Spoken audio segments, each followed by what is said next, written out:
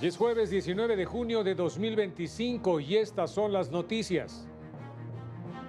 La segunda sala invalidó disposición que imponía el pago de un impuesto del 2% sobre el costo de cada entrega a plataformas digitales. Una de cada 3 mujeres en trabajo de parto ha sido objeto de violencia obstétrica. Disposición que regula las deducciones empresariales del impuesto sobre la renta no viola el principio de seguridad jurídica, determinó la primera sala. Organizaciones de la sociedad civil presentaron recurso ante el INE demandando la nulidad de la elección judicial. Hola, ¿qué tal? ¿Cómo le va? Qué gusto saludarle. Muy buenas noches. Bienvenido, bienvenida a la información jurídica más importante. Soy Óscar González y a nombre de todo este equipo de trabajo les saludamos con mucho gusto. Eusiris Rostro en la interpretación en lengua de señas mexicana. Vámonos con todas las noticias.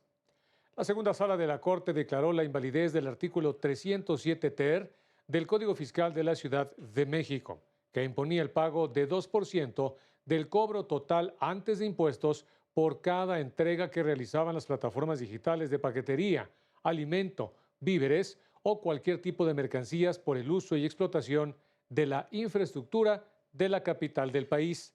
La sala confirmó la sentencia del juez de distrito que amparó a una empresa de paquetería en contra de dicha disposición, decisión que fue impugnada por el gobierno de la capital del país, argumentando que se trataba de un aprovechamiento.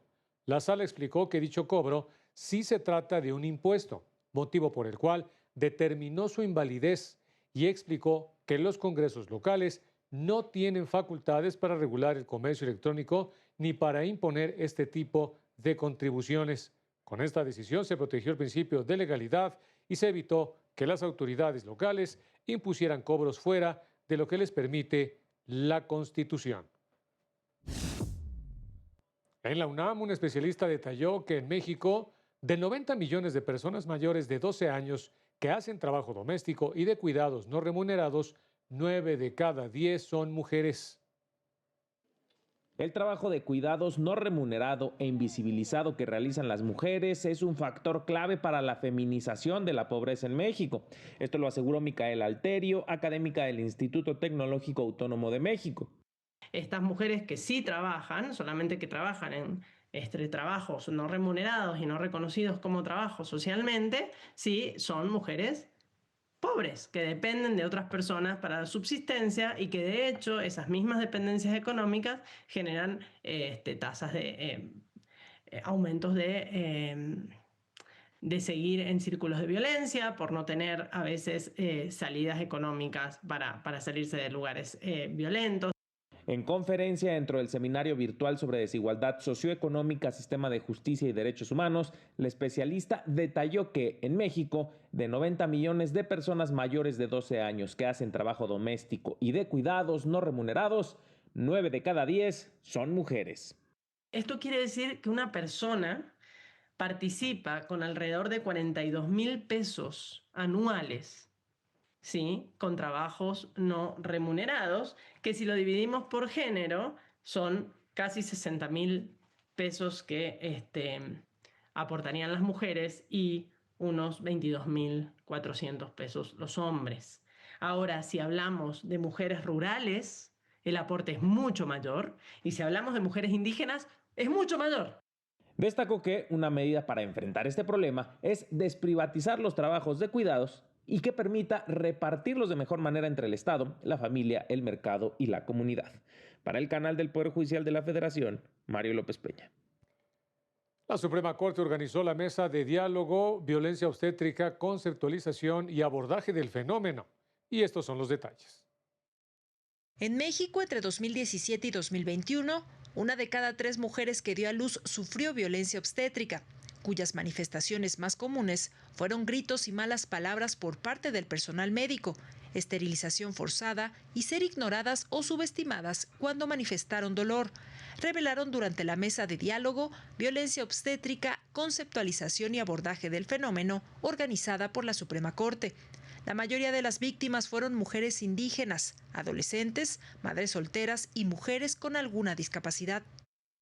del desafío institucional de la violencia obstétrica son las normas culturales dañinas. Es importante enfatizar que la violencia obstétrica no es una respuesta natural a recursos inadecuados u hospitales deficientes. Sí, en cierto grado, pero responder a estos desafíos con abuso rutinario se aprende a través de la socialización y la rutina. Reconocieron que si bien la violencia obstétrica es un delito en 8 entidades del país, Aguascalientes, Chiapas, Estado de México, Guerrero, Puebla, Quintana Roo, Veracruz y Yucatán, la vía penal no es la mejor forma de combatirla. Una reforma estructural en el sistema de salud, dijeron, es clave para eliminarla y garantizar medidas de no repetición. Esto es algo que la vía penal no nos hubiera dado, ¿no? La vía penal hubiera llegado, condenado, y aquí está, el personal de salud ya está en la cárcel y que te vaya bien, ¿no? Entonces, creo que por eso es tan importante que también en esta estructura reconozcamos la agencia que tienen las mujeres y las personas gestantes para decidir cómo quieren vivir sus partos. Indicaron que esta transformación debe partir fundamentalmente de la capacitación, sensibilización al personal médico, así como dotar de presupuesto suficiente para la atención digna, pues existen una serie de condiciones estructurales que impiden que todos los partos sean humanizados. Para el canal del Poder Judicial de la Federación, Lorena Sánchez Cabrera. El ministro en retiro, José Ramón Cosío Díaz, habló de los aportes de las neurociencias en el ámbito legal. El derecho no ha sido capaz de incorporar los avances en el terreno de las neurociencias para resolver asuntos en los que se debe determinar el grado de responsabilidad de una persona que tiene algún padecimiento mental. Así lo aseguró el ministro en retiro y miembro del Colegio Nacional, José Ramón Cosío Díaz, al participar en la última sesión del Seminario Permanente de Derecho y Ciencia que organizaron la Suprema Corte, el Colegio Nacional y la UNAM. Habló de los aportes de las neurociencias al ámbito legal. El derecho no ha sido capaz de incorporar los descubrimientos, los avances que ustedes han tenido.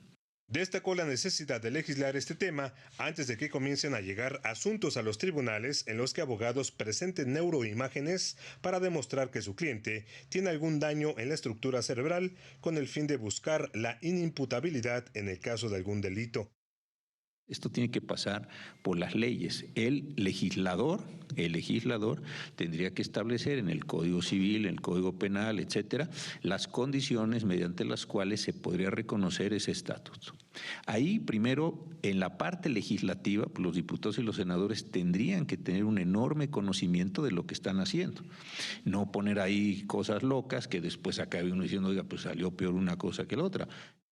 Para la investigadora de la Facultad de Psicología de la UNAM, Itzel Graciela Galán, el principal reto es llevar a cabo la traducción de las últimas investigaciones en el campo de las neurociencias y la psicología al ámbito aplicado, por ejemplo, en las cuestiones legales. Yo creo que seguimos teniendo ese reto todavía en términos de nuestra propia disciplina y mucho más cuando hablamos de la integración disciplinaria. Entonces, ¿cuál es el estado del arte? Pues justamente la falta de establecimiento de protocolos.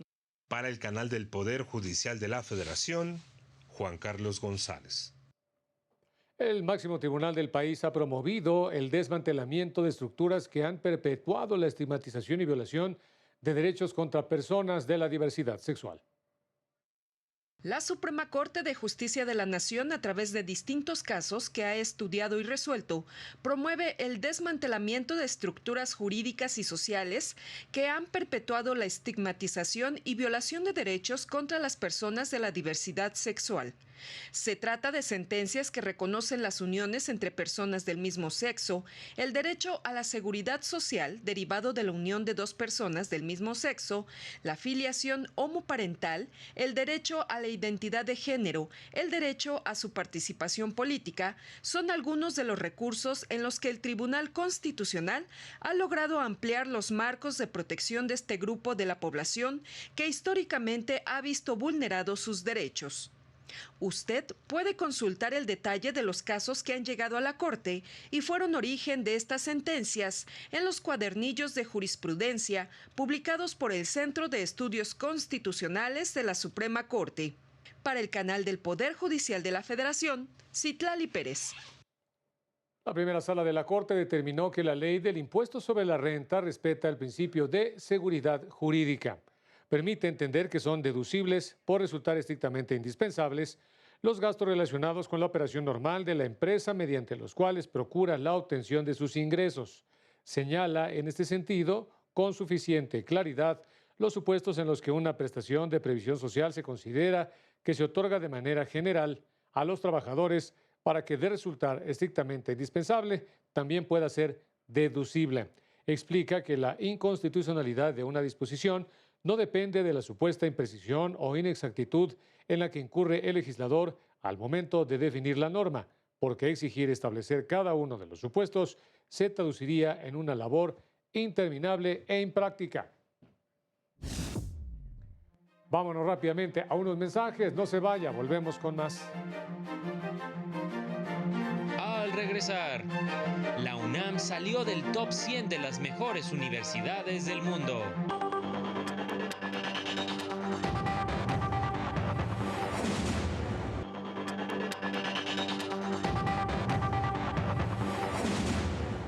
Y vámonos con más noticias. Luego de la reforma judicial será fundamental prácticas de gobierno abierto, demandaron especialistas. El principal reto del Tribunal Electoral tras la reforma judicial será demostrar la imparcialidad de sus resoluciones. Y para esto, aseguró Rocío Valdera, secretaria de Estudio y Cuenta del Tribunal Electoral Federal, serán fundamentales prácticas de gobierno abierto.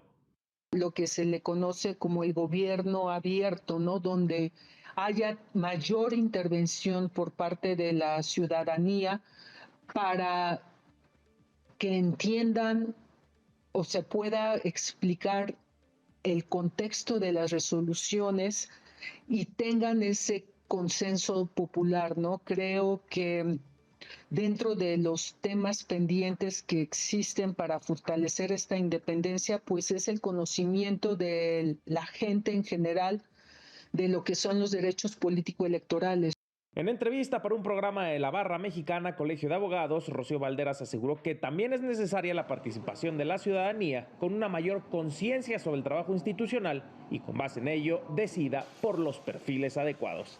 Necesitamos esa concientización y ese compromiso de los gobernados para que las elecciones, las próximas elecciones judiciales en 27, pues la gente esté mucho más consciente de lo que implica y por quién votar, ¿no? Para el canal del Poder Judicial de la Federación, Mario López Peña. El INE ordenó a una usuaria de la red social X retirar de manera inmediata una publicación que, a su consideración, constituía violencia política de género. El mensaje en cuestión hacía referencia a la candidatura de una mujer a quien la usuaria acusaba de haber sido presuntamente impulsada por su esposo diputado. De ahí la naturaleza de la sanción. La organización civil Consejo Nacional de Litigio Estratégico denunció que con este tipo de casos se desvirtúa la figura de violencia política contra las mujeres en razón de género para censurar la crítica y restringir el debate público.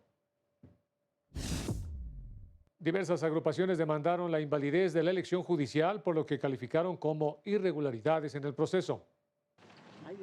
Organizaciones de la sociedad civil, candidatos y abogados acudieron al Instituto Nacional Electoral para presentar impugnaciones en contra de la elección judicial.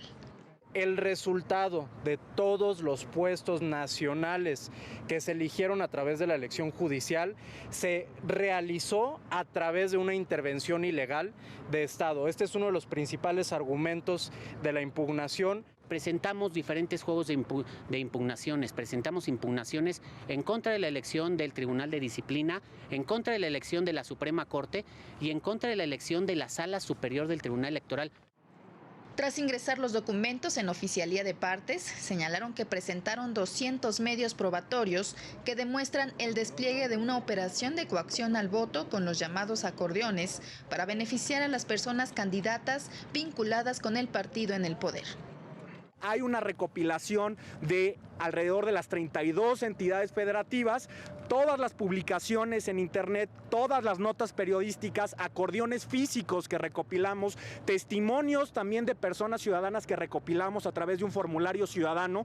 Todas estas pruebas tienen que ser analizadas bajo un esquema contextual por la Sala Superior. Es importante. Vamos solicitando la nulidad de la elección por violación a principios constitucionales. Ya lo ha señalado el Tribunal Electoral, que una elección que viola los principios constitucionales no se puede considerar como válida. Reiteraron que piden la invalidez de la elección por todas las irregularidades registradas en el proceso. Llamaron a las autoridades a reconocer que ante este tipo de elecciones, la ciudadanía puede acudir a defender procesos libres y auténticos. Para el canal del Poder Judicial de la Federación, Laura Murillo. En tanto, organizaciones civiles exigieron una reforma electoral para 2027, aplicar controles a los llamados acordeones y a los gastos de campañas. A 19 días de la elección judicial, organizaciones civiles señalaron que podrían acudir a la justicia internacional contra el proceso electoral extraordinario. Tanto la Comisión la Comisión Mexicana de Derechos Humanos como otros organismos de la sociedad civil estamos juntando todos los elementos para agotar la instancia en México e ir al sistema interamericano de justicia, que es lento y tardado, pero ha tenido efectos, ¿no? Aquí, en materia de derechos humanos, en materia de las candidaturas ciudadanas, ha logrado hacer cosas. Al presentar cifras sobre los comicios, señalaron que en los estados con mayor participación electoral, como Durango y Veracruz, la ciudadanía acudió a votar por autoridades políticas locales, con resultados de alternancia, y mostraron desinterés por autoridades judiciales. Además, señalaron que un 13% del padrón electoral no puede decidir el curso de la justicia en México. Exigieron a las autoridades una reforma electoral para 2027, aplicar controles a los llamados acordeones y a los gastos de campañas. Si no, eso va a ser totalmente una locura en el 27, cuando coincide la elección de diputados federales, cuando va a coincidir la elección de 16 gobernadores, de ayuntamientos de 30 estados y de congresos locales de 31 estados. Y al mismo tiempo tener que votar por poder judicial en más de 20 estados de la República Mexicana, más los magistrados de circuito y juez de distrito y los 5 miembros de la Sala Superior del Tribunal Electoral. Entonces va a ser una locura. Para el canal del Poder Judicial de la Federación, Citlali Pérez. En otro tema, revelan nuevas formas de violencia en las que el Estado no asume su responsabilidad, como la violencia digital. 10.262 agresiones contra defensoras de derechos humanos y sus organizaciones se registraron en México entre 2019 y 2024. 15% contaba con medidas de protección. Desde 2019 a la fecha, se reportan 55 feminicidios y transfeminicidios de mujeres defensoras, identificándose un alto riesgo en el sector de buscadoras de personas desaparecidas y de quienes defienden derechos de la comunidad LGBTIQ+. En cuanto al papel del Estado, también visibilizamos en los datos preliminares para el año 2024, ilustran que la responsabilidad de actores estatales en las agresiones ha ido creciendo. Fueron identificados como perpetradores, en este caso el 47% de los casos registrados. Estas cifras forman parte de uno de los 7 informes temáticos que organizaciones de la sociedad civil presentaron a CEDAW en el marco de la 10ª evaluación que el Estado mexicano rindió ante el Comité de Naciones Unidas en Ginebra, Suiza. Detalla la existencia de detenciones arbitrarias y procesos judiciales injustos contra defensoras de derechos humanos en México. Asimismo, documentan nuevas formas de violencia en las que el Estado no asume su responsabilidad, como la violencia digital, que representa el 18% del total de las agresiones. En este espacio, el representante adjunto de la oficina en México del Alto Comisionado de la ONU para los Derechos Humanos, Jesús Peña, exhortó a la Conferencia Nacional de Procuración de Justicia a aprobar un instrumento específico que coadyuve a revertir la impunidad en los delitos cometidos contra personas defensoras en México. En avanzar en este desarrollo del protocolo homologado de investigación para delitos contra personas defensoras de derechos humanos, junto con la Fiscalía General de la República, que esperamos que en breve termine, ya hay un borrador avanzado y está en discusión, diálogo, validaciones con las fiscalías de los estados. Para el canal del Poder Judicial de la Federación, Lorena Sánchez Cabrera. Oiga esta información, tras 2 años consecutivos como una de las 100 mejores universidades del mundo, la Universidad Nacional Autónoma de México salió del top 100 del QS World University Ranking y cayó 42 posiciones para quedar en el lugar 136. En 2024, la UNAM estaba en el lugar 94 y en el 2023 en el 93, en los que destacó por su reputación académica y como la mejor ubicada en el país. El ranking emplea diversos criterios para calificar a cada universidad, tales como la reputación académica y de los empleadores, la proporción docente-estudiante, las citas por facultad, así como la proporción de estudiantes y profesores internacionales. Uno de los factores que afectaron la medición es el tema de los constantes paros también, por la falta de atención de directivos a las demandas estudiantiles.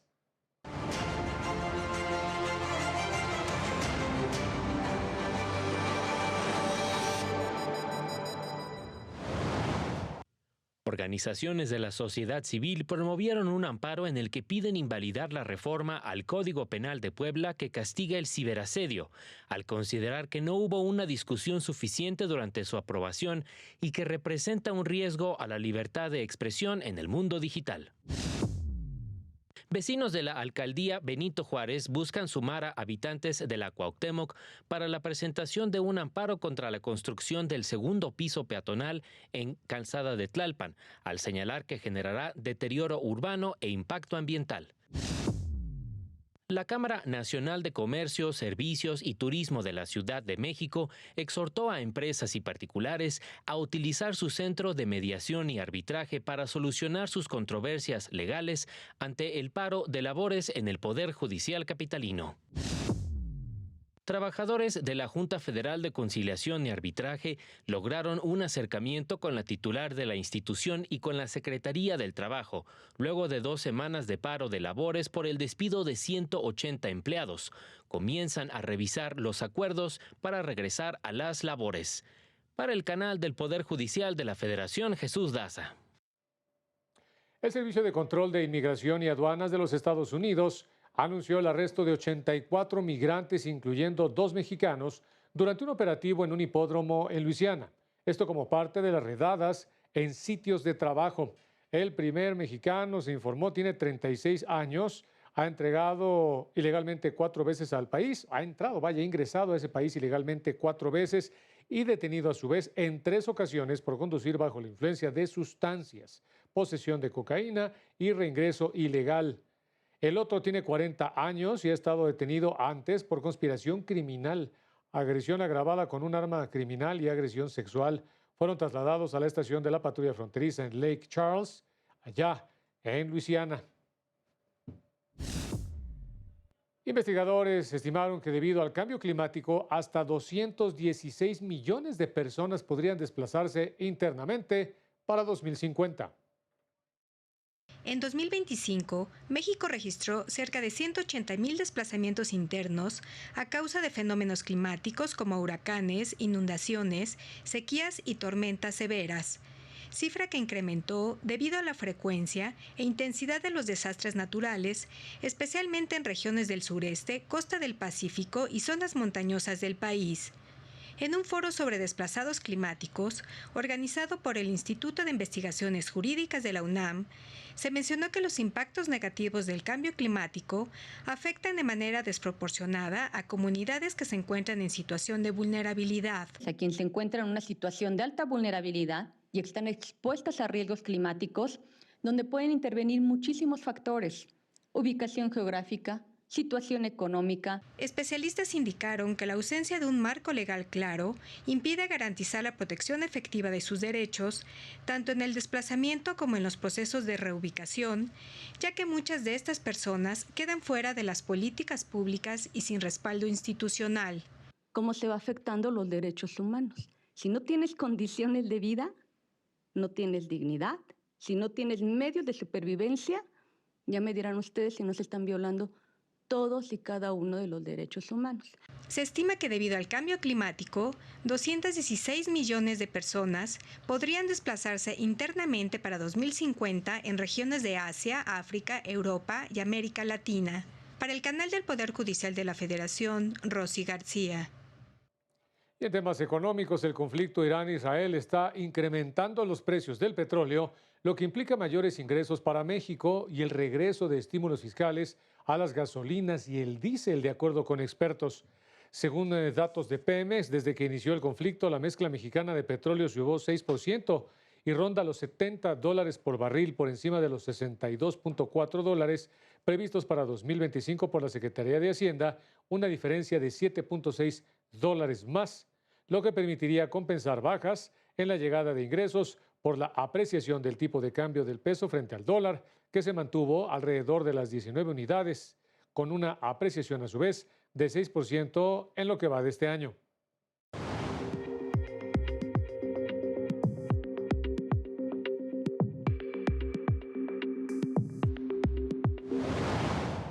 El tipo de cambio se ubicó en 19 pesos con 8 centavos por dólar, de acuerdo con información del Banco de México. Según el indicador oportuno de la actividad económica, en mayo la economía de México habría crecido 0.1% respecto al retroceso de 0.3% de abril. Sin embargo, a tasa anual la economía mostró una contracción de 0.3%. El INEGI prevé una baja anual de 1.1% en las actividades secundarias y un aumento de 0.1% en las terciarias.